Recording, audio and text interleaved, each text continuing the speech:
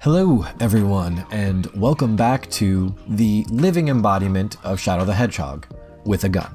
So, Clan Collection is a pretty good set. I'm actually really excited for this set, and even though it's a V set, there's still plenty of goodness to be had for premium, and I'm really excited to be playing with a lot of these cards. Some of these cards, like the one we're talking about today, I would even go so far as to say that they're more of a premium card than they are a V series card. Today we're going to be talking about Raging Form Dragon. This is a deck I've been having a ton of fun playtesting with. It's just got so many plays and moves it can do, and just the way you can kind of combo yourself into a turn is just really fun and very enjoyable. Now, normally I'm not really a Shadow Paladin guy, but I do have a bit of a history with Raging Form Dragon, at least just because back in the day when I first started getting serious about Vanguard and building solid competitive decks, my sister played with me as well, and this was her first real deck, so it kind of holds a special place with me, even though I wasn't the one who piloted it. Just it takes me back to that time, and so this has also been just a really fun deck to work on as well in that regard. Jumping right into the deck list though, we are going to start off just by talking about the boy himself. Raging Form Dragon is just, it's such an upgrade from his original form while still doing pretty much the same thing he's always done. On place on Vanguard Circle, if you have 4 or more cards in your damage zone, which is a really fun callback to Limit Break 4, you can counterblast 1 and search your deck for a grade 2 or less card with Revenger and its card name and call it to the board. But the real skill, the real thing we're after here is at the end of his battle, you can sack 3 Revenger rearguards and re-ride a Revenger grade 3 card from your hand as stand. This is why I say that Raging Form really feels more like a premium card than a V card, because the only other Revenger you have right now, at least, to re-ride into is Mordred Phantom,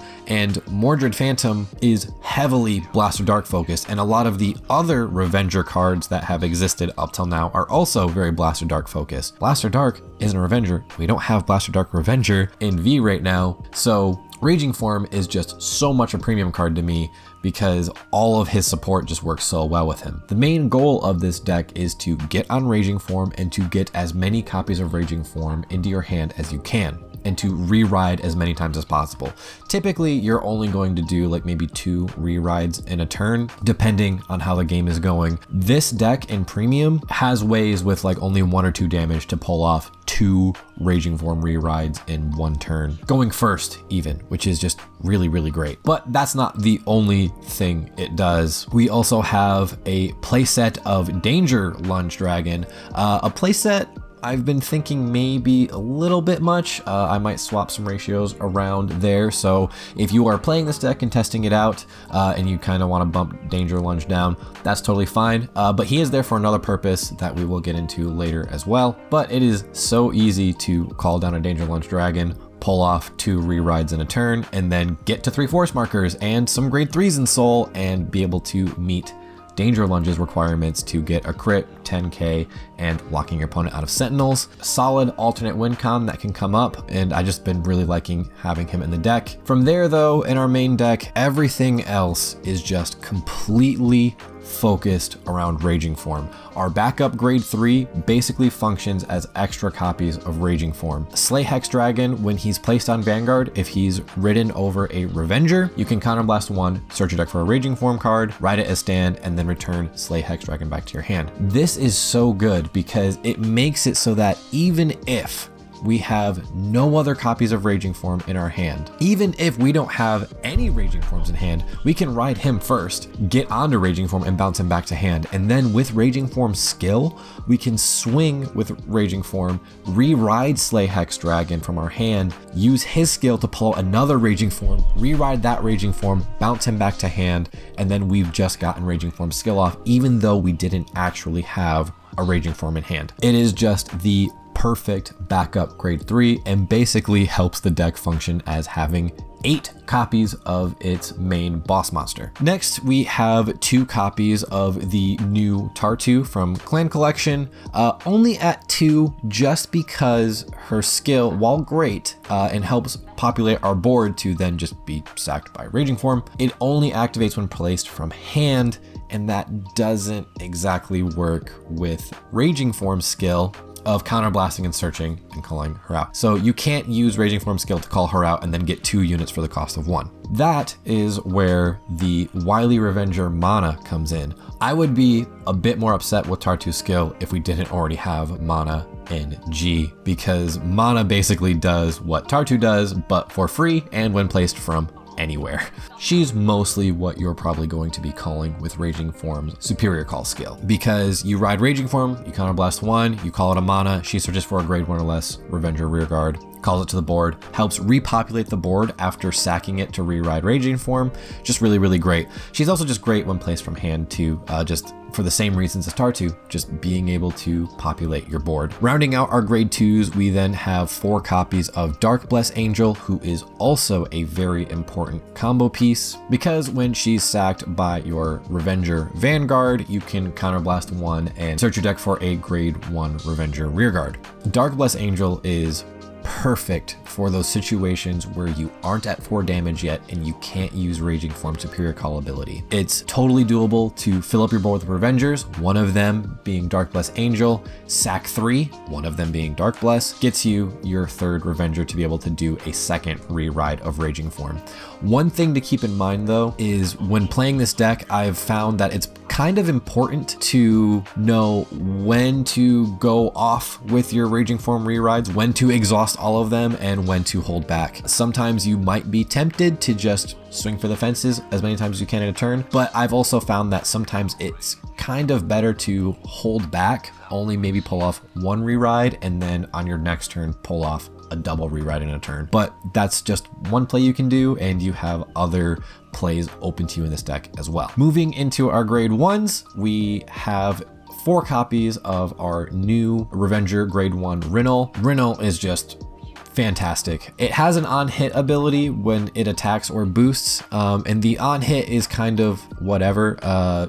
You know, in V, we're kind of in a period where cards just kind of do their things and don't really rely on hits. But considering the fact that we're kind of hurting for good, usable Revenger Rearguards in premium right now, at least ones that don't just revolve around Blaster Dark, he fits the bill perfectly. But when his attack or the attack he boosted hits, you can check the top 3 cards of your deck for a Revenger and add it to your hand. This is some really great toolboxing. A lot of times you'll probably be trying to dig for copies of Raging Form, but you can also use it to pick up anything else that you find in those top 3 as well, which is really, really great. Then we have 3 copies of Detecting Revenger Ife, I think her name is. Ife's skill is to rest herself and check the top 5 cards of your deck and add a Raging card to your hand. And if you don't find anything, you just give 2k to another unit. It's not too bad. She's a bit RNG.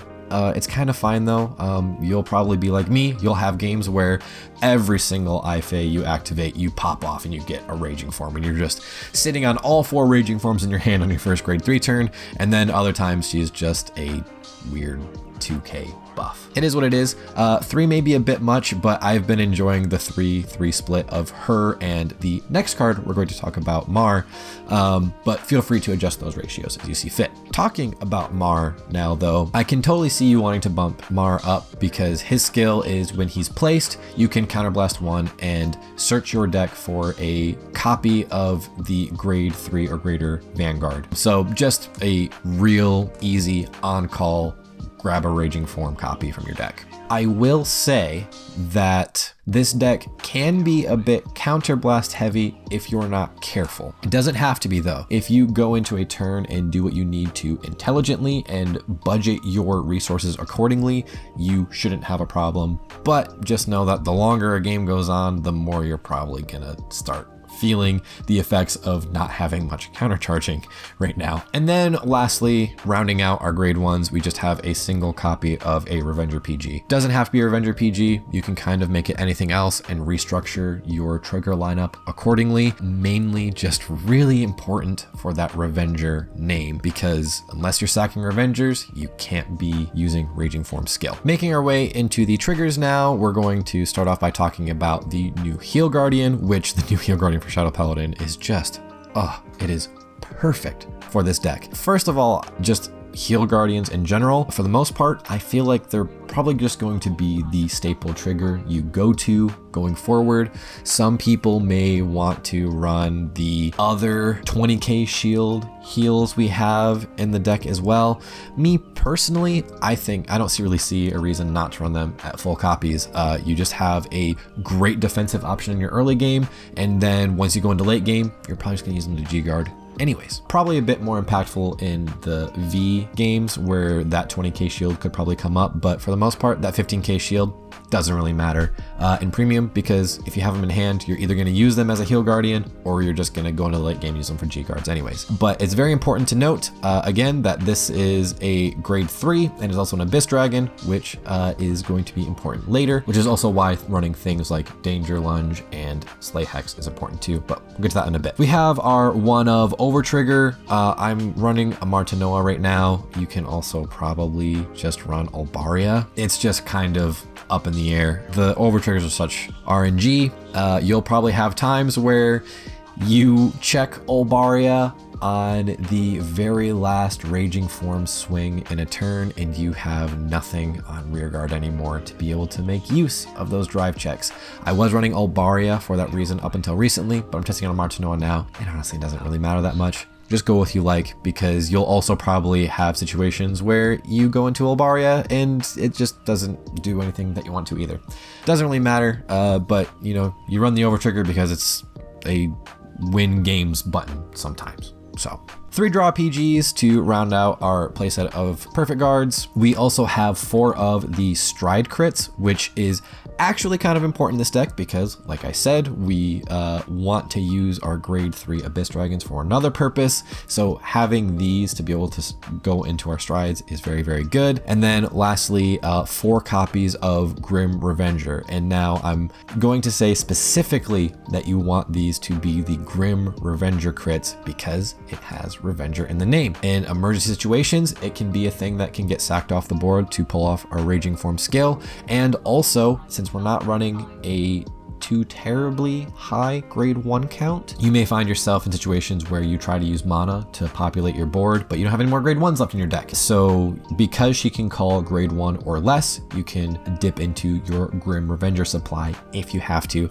Obviously, that is not something you want to do, but it is an option, and I like having the option. Getting into the G deck now, we are going to start off by talking about the playset of the Raging Form Stride, Raging Wrapped Dragon. A lot of times what I end up doing is going into Raging Wrapped after I've had a really good Raging Form turn. Maybe I've exhausted every single copy of Raging Form that I can use, and then I'll go into Raging Wrapped. Raging Wrapped is the card that we need those grade 3 Abyss Dragons for, which is why I'm so glad that they made the Heal Guardian for Shadow Paladin an Abyss Dragon, because it's already a grade 3, it's an Abyss Dragon, it works with Raging Wrapped. Being able to have a explosive Raging Form turn where you're constantly rewriting and you're building up all these markers. If your opponent survives that, being able to then have a backup plan to continue to get even more Vanguard swings. So with enough resources, you can pull off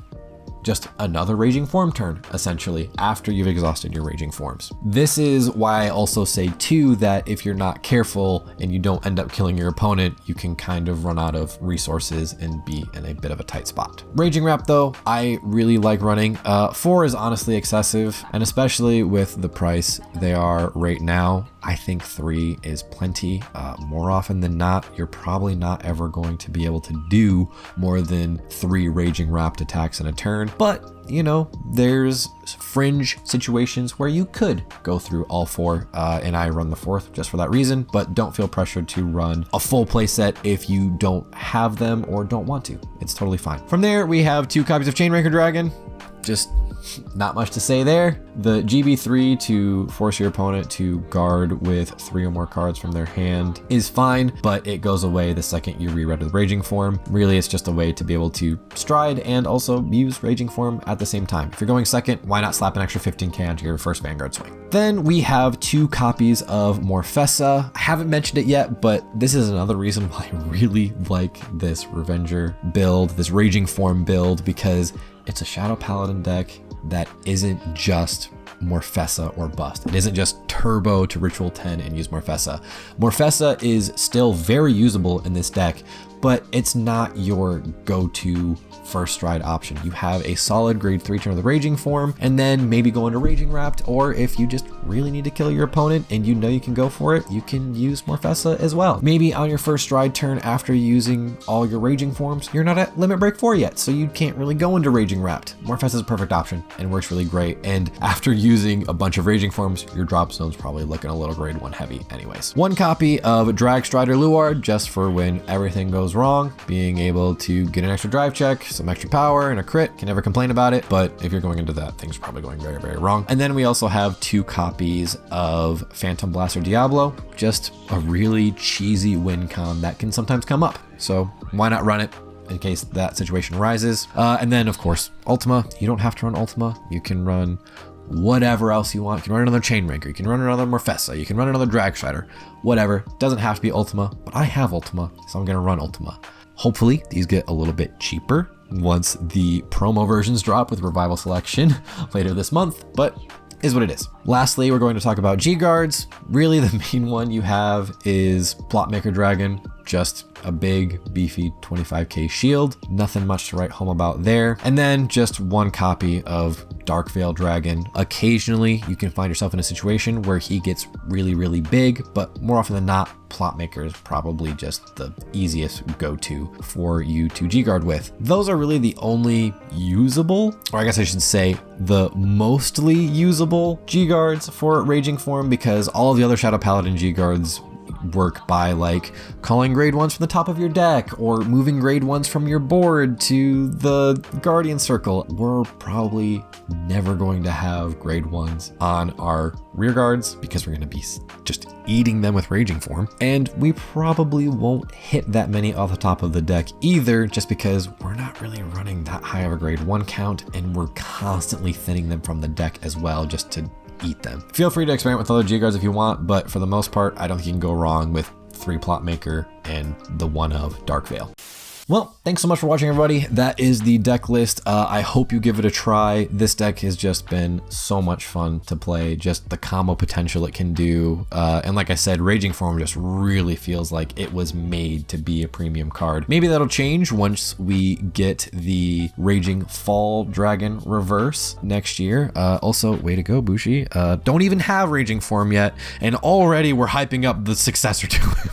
Anyways though, hope you give the deck a try. Hopefully you don't have to spend too much to do it. I hope you already have your manas, because for some reason, the secondary market has seen that she's usable and they've marked her up to $10. Sorry about it. That's gonna do it for me though. Be sure to like and comment and subscribe and, I don't know, share if you wanna. Maybe you got a friend who would be like, oh, that looks cool. I wouldn't hate you for it. And it also just really does help me out a lot, and I appreciate you a lot for it. But yeah, till next time. We'll be right back.